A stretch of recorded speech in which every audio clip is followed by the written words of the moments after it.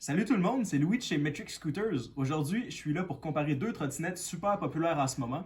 Donc, on a la Prodigy S8 et on a la versatile Scoot to Street. Donc, on va juste commencer par le haut en descendant. Donc, je vais les comparer au fur et à mesure. Donc, si on commence avec le guidon de la Prodigy, on a un guidon qui a 24,4 pouces de haut par 22,2 pouces de large versus la Scoot to Street qui a un guidon 23,6 pouces de haut par 21,3 pouces de large. Donc, les deux guidons sont en aluminium, ce qui fait des guidons assez légers. Ensuite, les deux ont des clamps 2 bolts. Rien à dire là-dessus. Si après on passe à la fourche, on a une fourche qui est en aluminium avec la Envy Prodigy versus une fourche en chromoly sur la Scoot to Street. Après, qu'est-ce qui va avec la fourche? Les roues, évidemment. Donc, on a des roues 120 mm sur la Envy Prodigy, ce qui est dans le fond une grandeur de roue que vous voyez sûrement beaucoup. C'est assez standard. Versus le 110 qu'on connaît depuis toujours sur la Scoot to Street. Donc, une petite différence de 10 mm entre les deux diamètres des roues. Ensuite, les decks. On va passer avec les grandeurs des decks.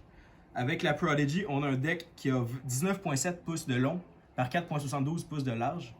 Donc, dans le fond, c'est un petit peu plus large que le deck qu'on a sur la Scoot to Street, parce que la Scoot to Street a 4,65 pouces de large, mais est un petit peu plus longue, à 20 pouces de long.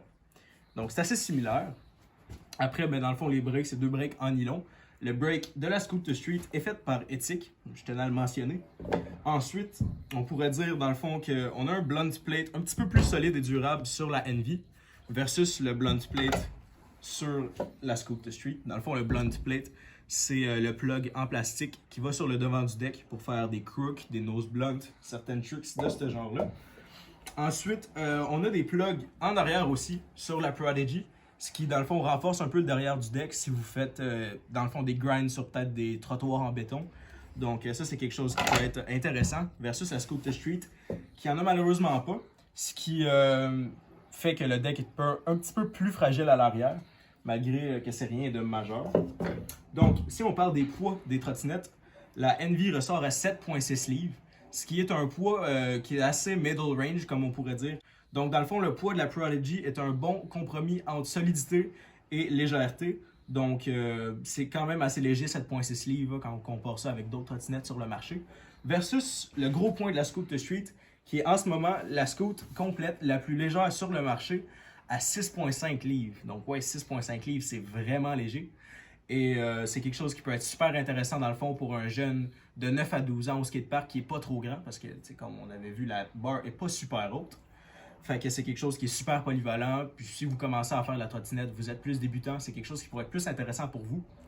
Puis après, la Prodigy est un petit peu plus grande, comme on disait tantôt, ce qui peut être plus vers débutant intermédiaire. C'est un petit peu plus durable comme produit.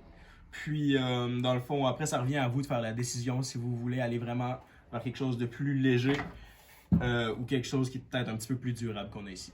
Et ce qui peut être intéressant aussi à savoir, c'est la hauteur totale de la trottinette si on part du sol jusqu'en haut des poignets.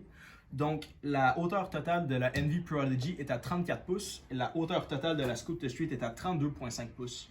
Donc, si vous avez un galon à mesurer chez vous, ce que vous pouvez faire, c'est juste mesurer exactement 32,5 ou 34 pouces et regarder où est-ce que le guidon arriverait selon vos hanches ou votre nombril.